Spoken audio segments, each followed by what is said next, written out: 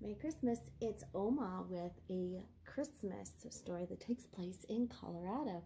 So if you live in Colorado, you might think this is really cool. If you don't live in Colorado, you might want to after the end of this story. This is the 12 Days of Christmas in Colorado. And this is where Colorado is. Can you find where you live?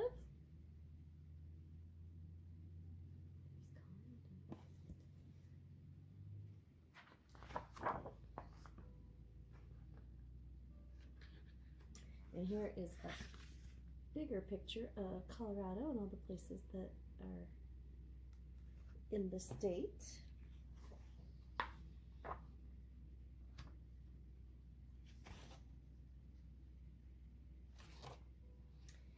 Dear Sophie, are you packed yet?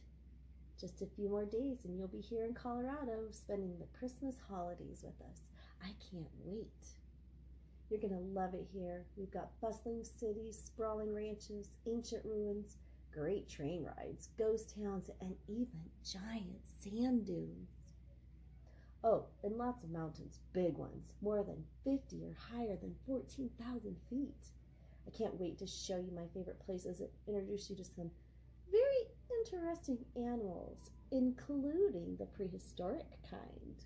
Now, about the packing, be sure to bring plenty of layers. It's going to be cold and snowy in the mountains, but the plains could be much warmer. And don't forget your sunscreen. Colorado gets lots of sunshine. See you soon, your favorite cousin, Zach. P.S. Hope you like surprises.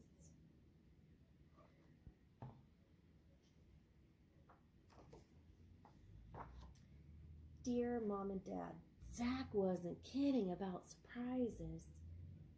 He was waiting for me at the Denver airport with a big one, my very own Colorado blue spruce, the state tree. It's small now, but it will grow to be really tall, maybe more than 70 feet. He also gave me a lark bunting named Elbert after Mount Elbert, Colorado's highest mountain peak. I'm going to call him Birdie. Lark buntings are Colorado's state bird. Normally they fly south for the winter, but Birdie is no ordinary bird. Zach says he's a bit emotional and bursts into song when he gets really excited. After we left the airport, which looks like a bunch of snowy mountains, Aunt Lucy and Uncle Charlie took us downtown Denver. That's Colorado's capital. It's the capital city, and every year they have a huge holiday lights display. Larimer Square, Denver's oldest block, was all lit up, along with lots of other buildings. When the snow started falling, Birdie couldn't contain himself and started singing White Christmas. Now I see what Zach means, but no wonder Birdie was excited. It's beautiful here. Love, Snowy, Sophie. P.S. Did you know Denver is called the Mile High City? It's because it's 5,280 feet above sea level. So on the first day of Christmas, my cousin gave to me a bunting in a spruce tree.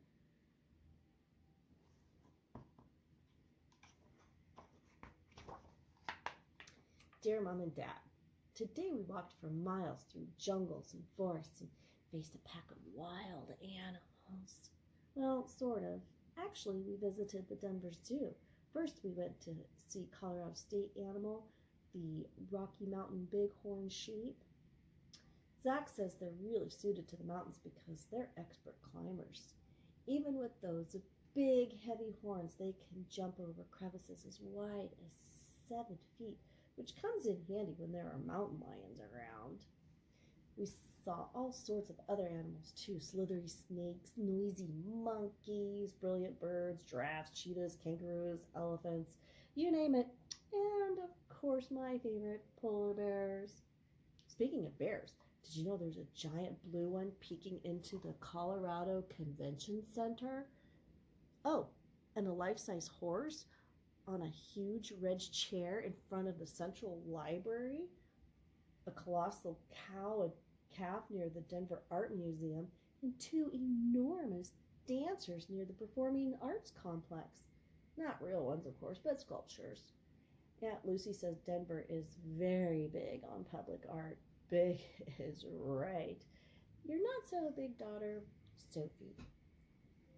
On the second day of Christmas, my cousin gave to me 2 leaping sheep and a bunting in a spruce tree.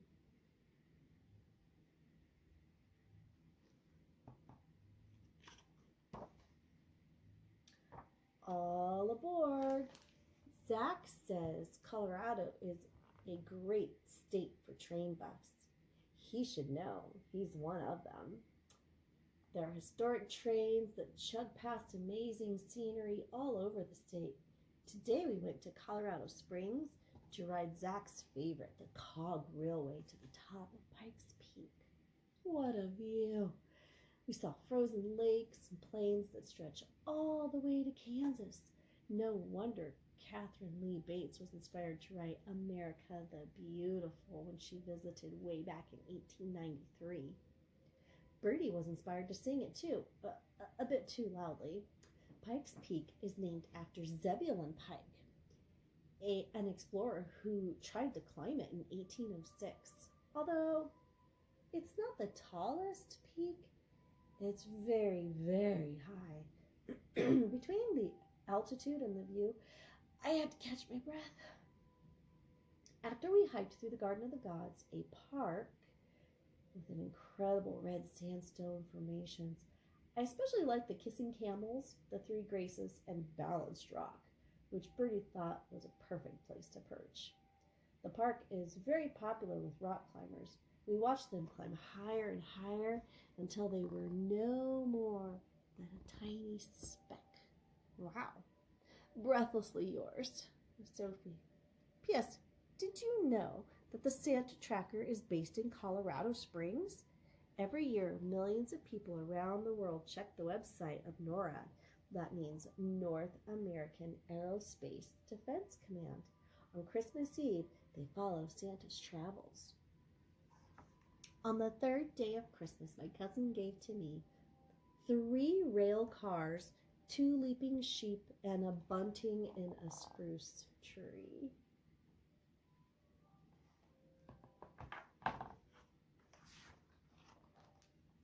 Dear Mom and Dad, even though Colorado is nowhere near the ocean, it has the tallest sand dunes in North America. The highest one is 750 feet.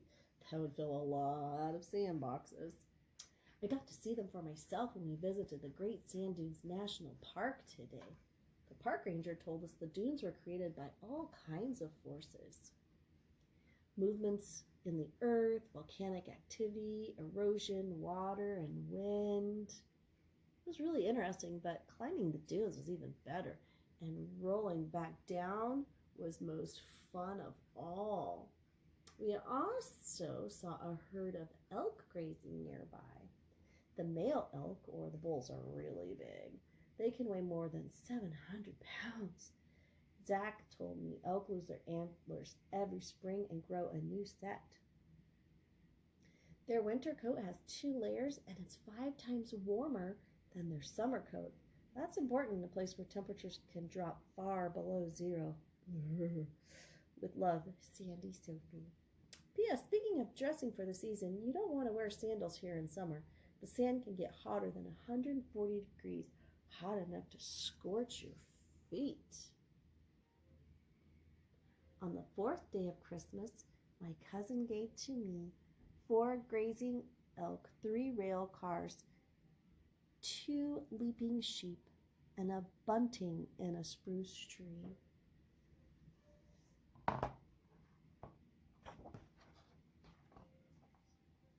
Dear Mom and Dad, when gold and silver were discovered here in 1859, mining towns sprang up all over Colorado.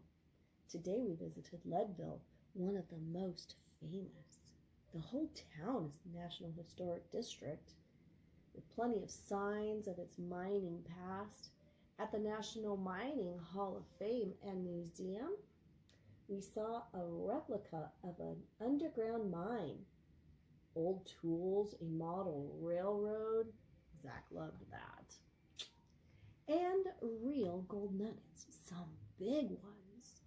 We also walked by the Tabor Opera House, built by Horace Tabor, one of the men who made and then lost a fortune here. Many famous people performed on stage, including magician and escape artist Harry Houdini and composer John Philip Sousa. When Bertie heard that, he started whistling Stars and Stripes Forever. Apparently, he loves marching music. Life was really hard for miners. Many gave up and others moved on when the gold or the silver ran out.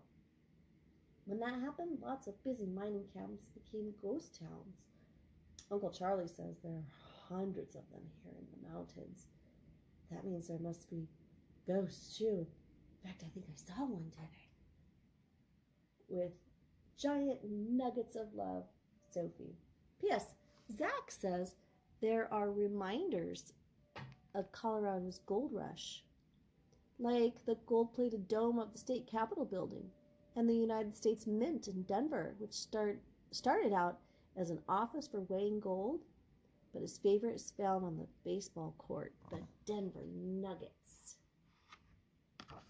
On the 5th day of Christmas, my cousin gave to me 5 golden nuggets. 4 grazing elk, 3 rail cars, 2 leaping sheep, and a bunting in a spruce tree.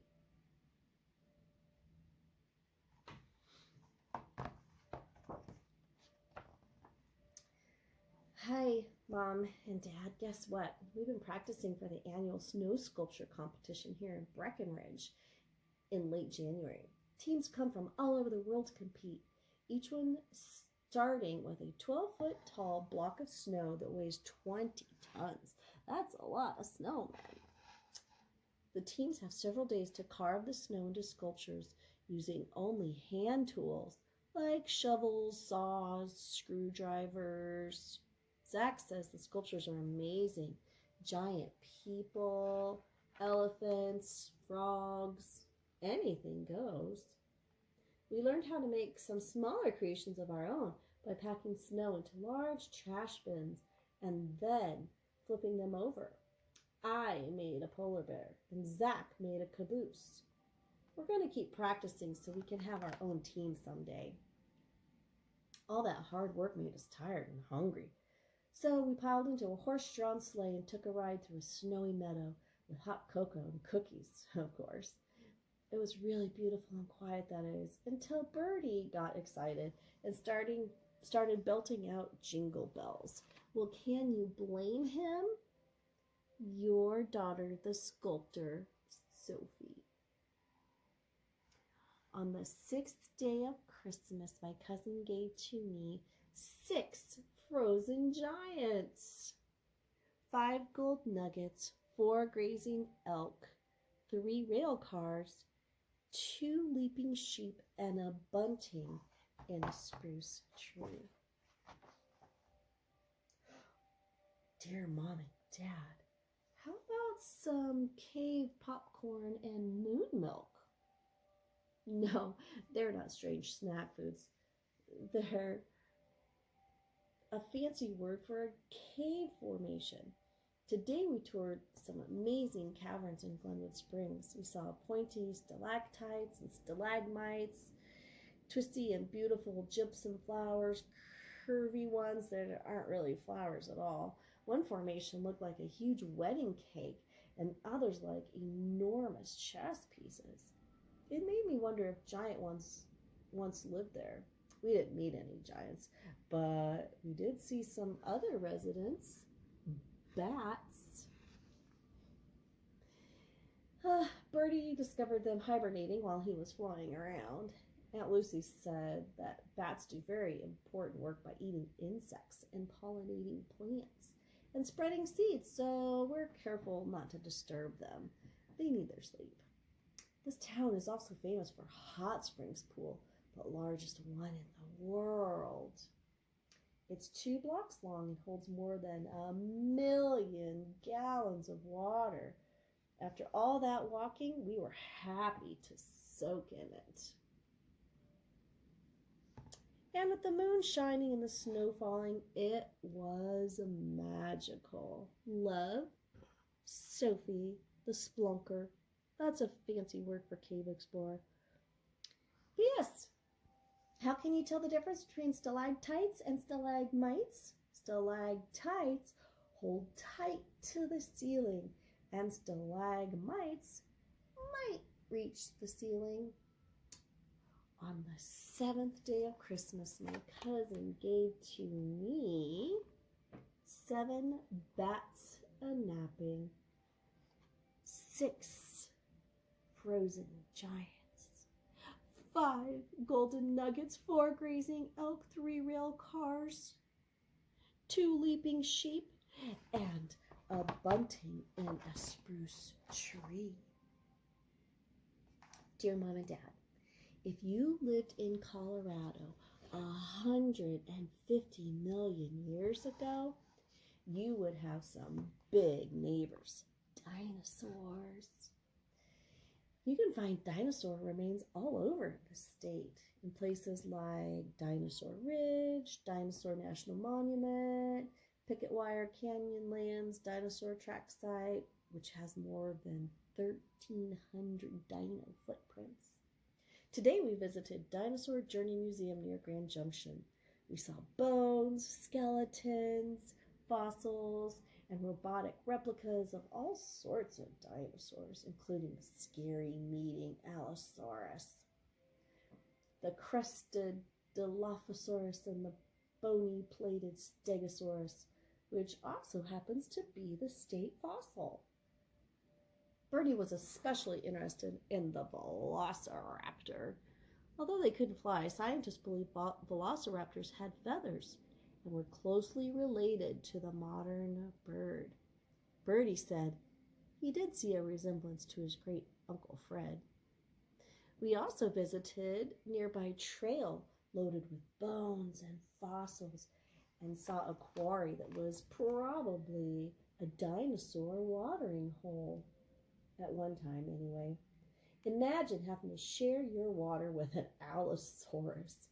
Yikes. I can't wait to come back when it's warmer and join an actual dinosaur dig. Your future paleontologist, that's someone who studies fossils. Sophie.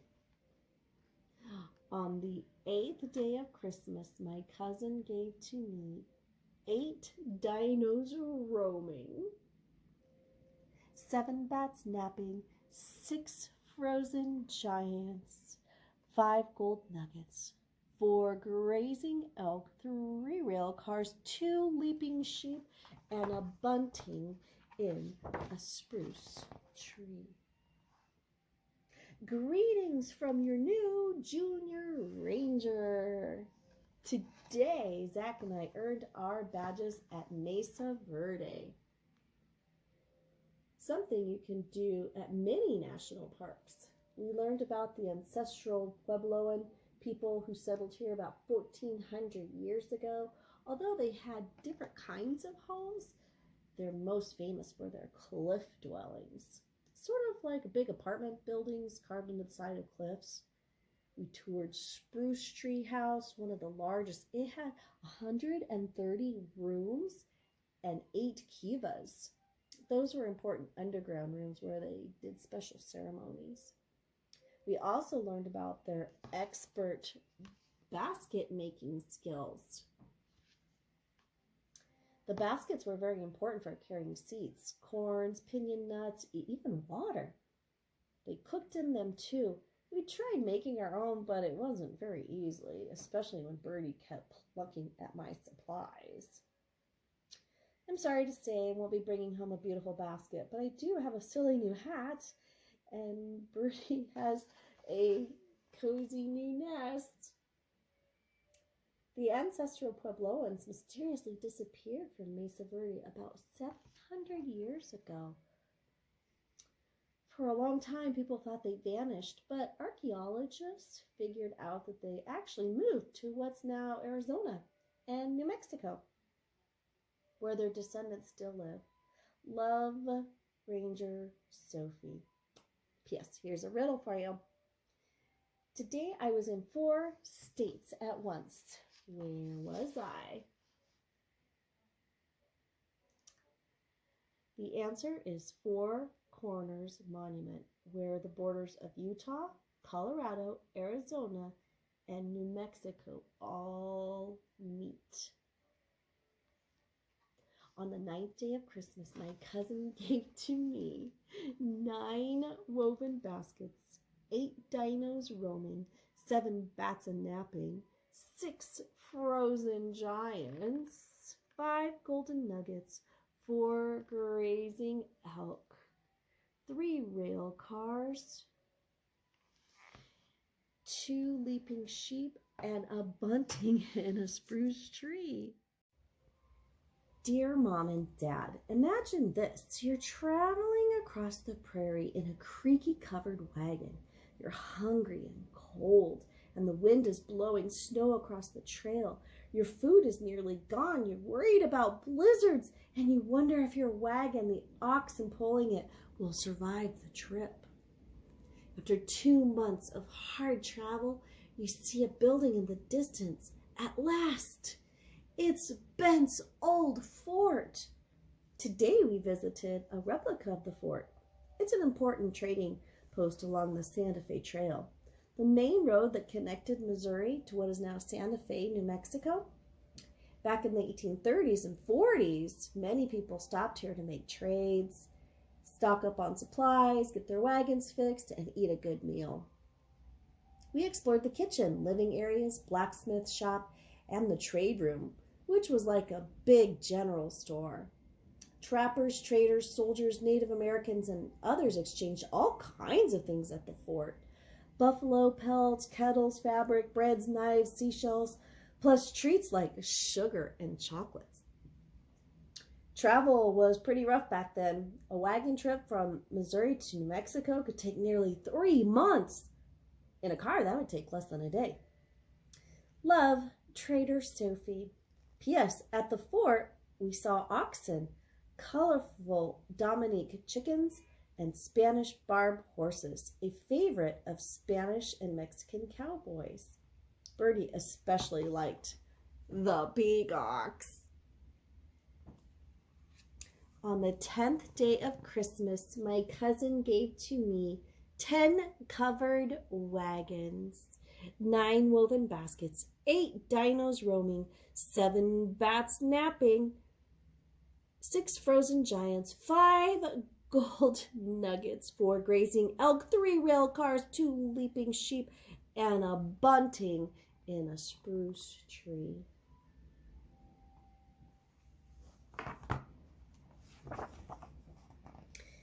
Dear Mom and Dad, giddy up! Today we went to Uncle Charlie and Aunt Lucy's ranch on the eastern plains near Burlington. Their house is like a museum packed with Old West furniture, posters, books, even clothes. We dressed up in cowboy duds, and then Aunt Lucy saddled up Ike and Mamie so Zach could teach me to ride. We're practicing for the rodeo for the National Western Stock Show, held in Denver every January for more than 100 years. They have lots of contests like bronc riding, barrel racing, and team roping, plus all sorts of great performers. My favorite is the horse dancing. Mamie's a little old for dancing, but I loved riding her anyway. We passed a buffalo ranch on the way here. Uncle Charlie told us there used to be millions of buffalo on the Great Plains, but they were hunted so much they almost became extinct. Luckily, people pushed hard to preserve them, so they survived. I was happy to hear that. Bertie was too, so happy, in fact. He started singing Home on the Range. Your cowgirl, Sophie. On the 11th day of Christmas, my cousin gave to me 11 horses prancing, 9 covered wagons, 11 woven baskets, 8 dinos roaming, 7 bats a-napping, 6 frozen giants, 5 gold nuggets, 4 grazing elk, 3 rail cars, 2 leaping sheep, and a bunting in a spruce tree. Dear Mom and Dad, for my last day here, we drove to the mountains to hit the powder bright and early. I slalomed through the bumpy moguls on a really steep run. I was racing so fast, I felt like an Olympic skier. Well, actually, I was only on the bunny slope, and I wasn't going all that fast. Mostly I was trying not to fall. But it was so much fun. Between Zach's instructions and my ski lessons, I learned a lot. Now I know about equipment, how to get off a chairlift, how to turn, and most important of all, how to stop. While I had my lesson, Zach was shredding in the terrain park, doing jumps and riding the rails. Basically, that means he was doing tricks on his snowboard. He's a pretty good skier and snowboarder, but I can't wait to try the Black Diamond trails. Those are the hardest runs. Colorado has tons of winter activities, but Zach says it's beautiful in the summertime too, when you can go hiking, biking, rafting, horseback riding. What are we doing for summer vacation this year? I know just the place to go. Love, super skier Sophie. Missing Colorado already. On the 12th day of Christmas, my cousin gave to me 12 skiers swooshing, 11 horses prancing, 10 covered wagons, 9 woven baskets, 8 dinos roaming, 7 bats a napping, 6 frozen giants, 5 golden nuggets, 4 grazing elk, 3 rail cars, 2 leaping sheep, and a bunting in a spruce tree. Greetings from colorful Colorado.